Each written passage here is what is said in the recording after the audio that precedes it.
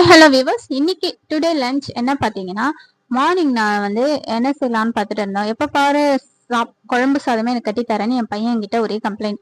சரி, அவங்க அப்பா என்ன சொன்னாரு, சரி இன்னைக்கு இட்லி கார சட்னி கொடுத்துடலாம் அப்படின்னாரு. அவனும் ஓகே, எனக்கு ரொம்ப ஹாப்பியா இருக்குன்னு அவருக்கு நினைச்ச மாதிரி கார சட்னியும் இட்லியும் அவருக்கு ரொம்ப பிடிக்கும் என் பையனுக்கு. ஸோ அதே இன்னைக்கு ரெடி பண்ணி கொடுத்துட்டாங்க.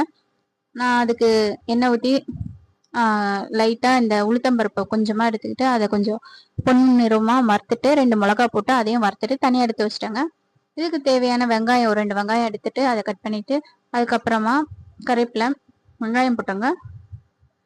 வெங்காயம் தள்ளிட்டோடனே கருவேப்பிலை போட்டுருங்க. அப்புறம் இஞ்சி சும்மா கொஞ்சமா ஒரு 4 துண்டு இஞ்சி, ஒரு 6-7 பல்லு பூண்டு போட்டு நல்லா வதக்கிடுங்க. வதக்கிட்டு அதுக்கப்புறமா நல்லா இதுவான பிறகு நம்ம தக்காளி நிறைய போடணும். ஏன்னா நாங்க உங்களுக்கு தேவையான அளவு எங்க 3 பேருன்றதுனால நான் ஒரு 4-5 தக்காளி எடுத்துக்கிட்டேன். அப்புறம் 4-5 தக்காளி பொடியா கட் பண்ணி அதை போட்டு வதக்கிடுங்க. வதக்கும் போதே உப்பு போட்டுருங்க. நல்லா வதங்கிடும்.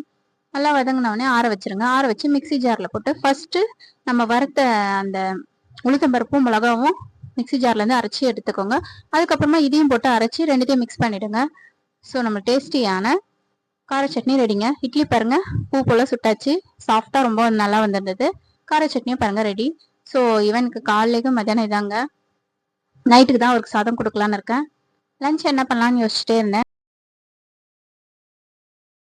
இதே கொஞ்சம் இட்லி எடுத்துக்கிறேன் நான் ஹஸ்பண்ட் இருந்தாலும் நான் சாதம் ஒரு வடிச்சிட்டு ரசம் வைக்கலான்னு முடிவு பண்ணிட்டேங்க. நேற்று நல்லா கொஞ்சம் வெயிட்டாக சாப்பிட்டோம். ஸோ அதனால ரசமும் கேர்டும் தயிர் சாதமும் கொஞ்சம் வச்சிருக்கேங்க.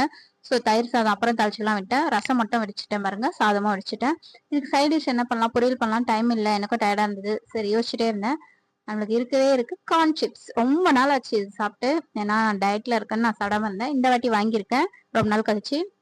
உங்களுக்கு கார்ன் சிப்ஸ் பிடிக்குன்னா மறக்காம லைக் பண்ணுங்க நம்ம வீடியோக்கு. பாய் பாய் மக்களே. தேங்க்யூ.